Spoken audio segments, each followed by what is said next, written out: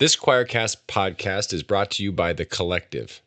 At The Collective, we believe that justice isn't optional, it's actually sacred.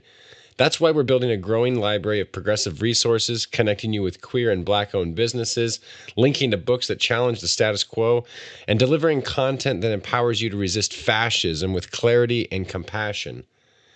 So join the movement. Support the mission. Visit The Collective, that's QUOLLECTIVE.com, The Collective, to learn more and get involved.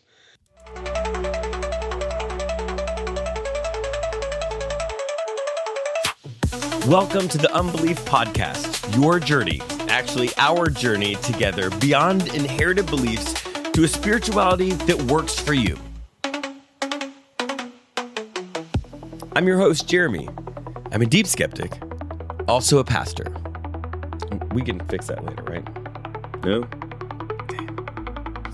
You have reached the New Year's version of the Unbelief Podcast, and today we're doing something kind of different where we're going to help you do something in the real world, in your life, that may turn into a spiritual practice or a ritual that helps you in whatever season you find yourself in today. And since we are in the beginning of the year, this ritual is really about setting intentions for the new year by doing some ancient practice that grounds you in reflection and helps you think forward. The practice is something called the Ignatian Examen. And this is a modified version of this for the new year, because at the beginning of the year, it can be incredibly helpful as a time of introspection and reflection. And I like to say setting intention, because the goal here is not to make resolutions, right? Resolutions are things that we break. They're something that it sort of becomes often out of our control, and sometimes we overreach, and, we go to the gym for 2 weeks and then are saddled with the gym subscription for the rest of the year. But a lot of times those New Year's resolutions are not only sort of surface level and maybe high bars to clear, but they're not rooted in a deep introspection. It's like the end of the year and you say, oh, wow, I gained too much weight. I ate too much over the Christmas holidays. I'm going to work out. Or I know that dry January is a thing. Oh, wow, I drank too much over the holidays. I'm going to not drink for the month of January. And while those things are great, to be sure, the spiritual life is about a deeper connection, a deeper path that hopefully opens you up to a way of being in the world instead of just trying to start some new habit. And so when people talk about setting intention, it's not about finding a new habit or fixing some random problem, but it's about reorienting yourself in a new direction. And while that may end up working out in some new things you want to start doing, the goal is not doing the new things. The goal is the new orientation. It's setting your intention for the beginning of the year, what you want to kind of come into your life, what you want to put into the world. And if the habit, the thing that you feel like is the way that you're going to do that doesn't work, or you fall off a cliff with it, that's fine. You can find something else. But the goal is, on a regular basis to reflect on the intention that you have set for this new year. And we're going to start with that intention setting by using something called the Ignatian Examen. Now, this overall episode is actually probably going to end up being a lot shorter than the average episode. But what I'm hoping that you're going to do is that you're going to pause when I say to pause, and you will then do whatever that introspection piece is, and then you will continue on. But I know that not having a sense of where we're going can be unnerving to some. So we're going to do a real quick overview of the Ignatian Examen, this modified version for setting intentions in the new year. And then I'm going to guide you through it. And so I'm going to say, okay, we're going to do this first phase. I want you to pause. I want you to do this specific thing. And then we'll go forward. So, and by forward, I mean, we're going to have a little bit of a ritual for you to sort of place those intentions in your real world. But let's give you a quick overview of the Ignatian Examen, the modified version that we're going to be using. So that practice starts with you centering yourself in the presence of the divine, however you do that. And that's different for everybody, right? For some people, it's music. For some people, it's meditation. For some people, it's getting outside or lighting a candle. And so however you do that, and find a way to ground yourself and spend a couple of moments taking some deep breaths. And, if nature's your thing, you can't go outside, just maybe open a window, right? Find a way to get yourself in that centered and calm space. And then you're sort of going to ask God, the universe, whatever, for inspiration, and you're going to pause. I should say at this point, at one point, it would be great to have your calendar, but you're not going to get out your calendar yet. So then we're going to ask you, where did you experience groundedness, centeredness, peace, or the presence of the divine in different locations, different aspects of your life? And so the first one is going to be your home. We'll ask you that, and then we'll ask you a question of where might you have gotten off track? I find that it is helpful to write these things down because later you will go back and reflect on all of this stuff. And sometimes I have a hard time, I have ADD, remembering the first thing that I thought about. So you're going to start with your home, then you're going to do your commute, then you're going to do your meals, and then you're going to do media and screens, and then your neighbors and friends. And then you're going to look at your calendar. You're going to go back to January. You're going to work your way forward and look at what you did, how your life was. And then we're going to ask ourselves, if all of this sort of is a trajectory, this is where we are headed. If we don't do anything, we will continue down this path. Where are we going to head in the new year? Some of that's going to be good. So that's not going to be good. And you're going to pause because that can be a lot to reflect on. And you're actually going to sort of recenter again. And then you're going to ask yourself, where do I want to go in the new year? Right. Which is different than where you think you're going, right? It's where I want to go. This is where we start forming and understanding the intentions that we're trying to set. And you're going to write that down. If you didn't write the rest of the stuff, you're going to write that down. And then you're going to say those things out loud. And you're going to then visualize yourself being those things. Then you're going to pause, breathe, recenter, and we're going to go through this other ritual that is based on this reflection and intention setting. All right. So if you heard, that means you probably need a couple of things. You need whatever it is that you need to get centered. You need a pen, pencil, some sort of writing implement, some sort of paper. If you've got a journal, that's great. Whatever you use for that. And then your calendar, if you can, that would be fantastic. Now, a lot of that stuff can be digital. That's fine too. Notes app and your calendar on your phone, that's really great. But let's go ahead and turn on Do Not Disturb for just a minute. Okay. Now, pause. Go get the things, and then I'm going to lead you through it. And I've given you overview, but it's going to be a little bit more words, a little bit more directed in the actual examen. Okay, I hope you actually did pause and go get the stuff. And so now, first step, I want you to center yourself in the presence of God, the universe, the divine, whatever it is that you do to center the music, the meditation, outside, opening window, lighting a candle, whatever it is, do that. Take 20 slow, deep breaths. And when I say a slow, deep breath, I mean, breathe in slowly, hold it for 5, 1, 1,000, 2, 1,000, 3, 1,000, 4, 1,000, 5, 1,000, and then let it out by puckering your lips in a sort of kiss shape so that when you are letting out your breath, it just takes a while to come out. You're not trying to hold it in, but as you let it out, it just can't go super fast. And then you're going to pause for a minute, for a couple of seconds. Then you're going to do that again 20 times so that you've given yourself enough time to actually get centered. So pause right now for the recentering.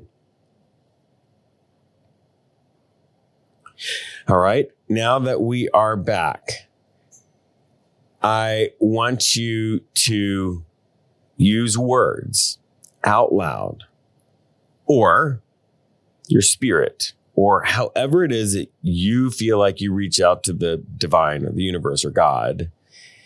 And if you're not sure, then let's make the default our words, because speaking and hearing at the same time can have some very positive implications, some very positive effects on us for setting intention. So go now and ask the universe or God or the divine for inspiration. God, speak to me now. God, help me hear. God, help me see. Those kinds of feelings, emotions, whatever.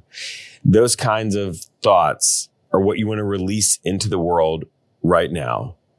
So go ahead and pause and do that. Okay, now I don't want you to get your calendar out yet, even though I'm going to use some calendar words. I want you to start by thinking of yourself in your home, wherever home is for you. And that can be different places for different people. And it may have even been multiple places for you. But I want you to center yourself in your home. And I want you to ask yourself, where did I experience groundedness, centeredness, peace, or the presence of the divine in my home this year? And I find it's helpful to go back in your head to January and then February and work your way forward through the end of the year, asking yourself that. So go ahead and pause and do that. And now, staying in your home, I want you to take a moment, probably not as long as you took with the first, and ask, where might you have missed those things throughout the year in your home? Groundedness, centeredness, peace. Okay, pause and do that.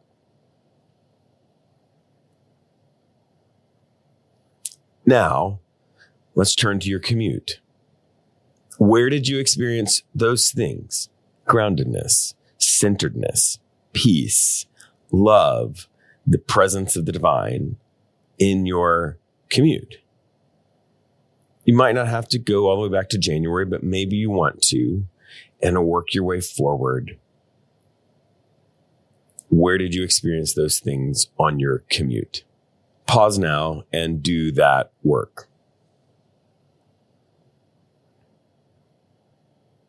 Now, I want you to flip to the negative side of that. And I want you to ask, where did you pass by too quickly to notice in your commute? Pause and do that work. All right, now, I want you to think about your meals. Where did you eat? What did you eat? And where did you experience groundedness, centeredness, connection, peace, love, or the presence of the divine when you were eating in your meals? Pause and do that work. Now, we'll flip to the negative side of that, still reflecting on your meals and your meal times.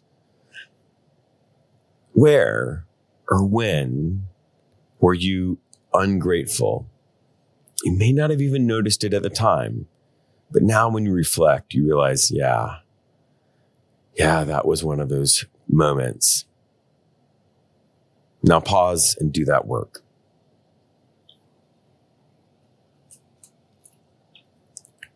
Okay, we're going to talk about media and screens. Where did you experience groundedness, centeredness, peace, presence of the divine through your screen? It's not all negative. A lot of people want to only talk about the negative of technology, but technology has both positive and negative. So where was the positive for you? Pause and do that work.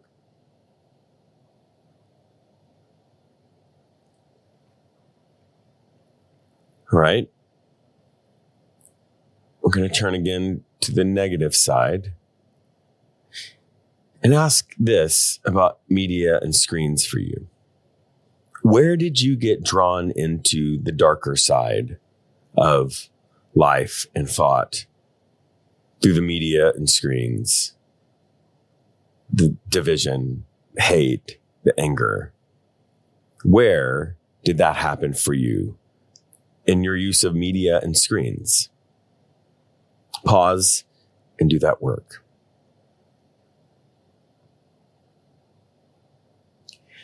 Now we're going to turn to people. And people have probably been a part of the things that you have been reflecting on, but we're going to look specifically at our neighbors and our friends.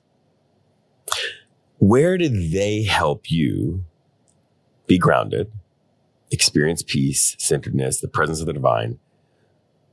And again, let's go back to January this time. Work our way forwards. When did your neighbors and friends help you in that? Pause and do that work. Now we're going to flip to the negative side of that. And we're going to ask, when did you fail to love those people? Pause and do that work. All right, now I want you to take out your calendar if you've got it. And I want you to ask yourself, where did you experience groundedness, centeredness, peace, or the presence of the divine? Look at your schedule. Look at what you did over the year.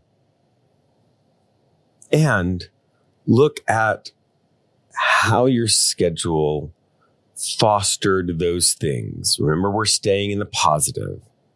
Where did you experience that in the year? Just flip through your calendar and look at how those played out. Pause and do that work.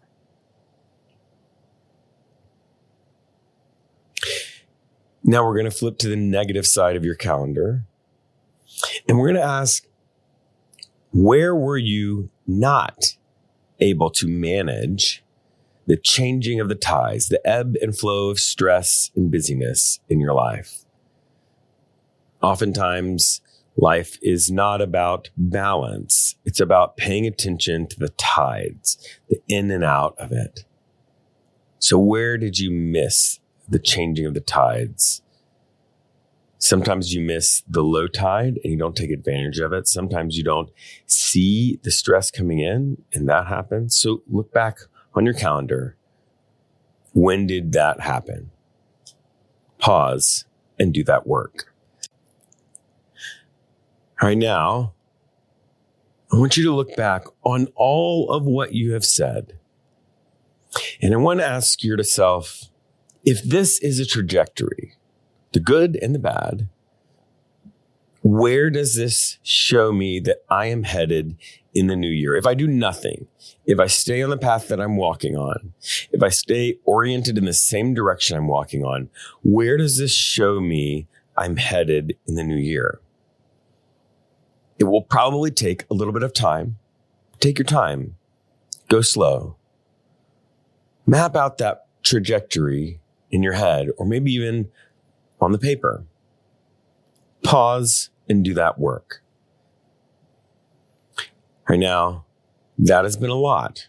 So we're going to pause and recenter again, the same way you started this. We're not done yet. Recenter. Allow yourself to let go of all of this work that you've done before. Let it all pass out of your head for a moment. We're going to do that same process. Take at least 20 deep breaths as you bring yourself back to center. Pause and do that work.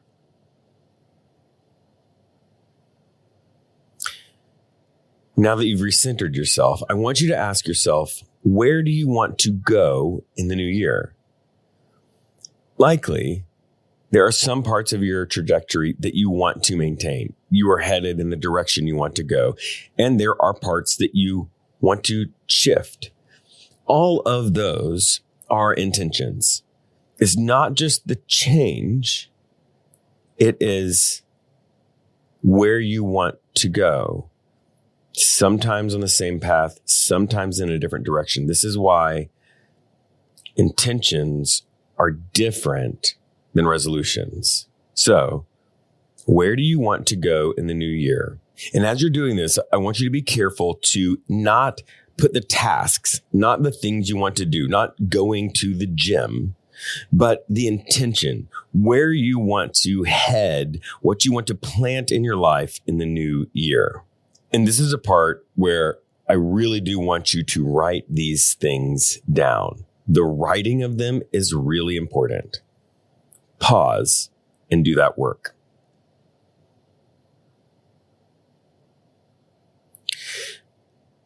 Now that we have looked at where we go, where we want to go, each of those things is an intention.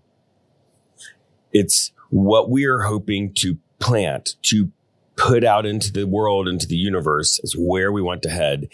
And we're going to do another practice that will help set those intentions. I want you to say them each in turn, out loud, slowly. And you might start with, I'm setting my intention. So you might say, I'm setting my intention. I want to be more engaged with my children. I'm setting my intention. I want to take time to rest, relax, recharge, and not just go from thing to thing. I'm setting my intention. I want to continue to lean into my friendships and relationships. We're not quite done. So take this step, pause, and do that work. Right now, I want you to visualize yourself one by one being those things in your life. Visualize yourself staying more connected with your kids, with your friends, whatever it is that you're trying to plant in your life in the new year. I want you to actually imagine like you would when you were a kid and the characters on Sesame Street would ask you to use your imagination. I want you to do that. I want you to visualize in your life how that happens. Now, this creative aspect of it will help you see things that you can do, things that you might try. I don't want you to write those things down. I don't want you to make a list of tasks. I want you to visualize it happening in your life. Pause and do that work.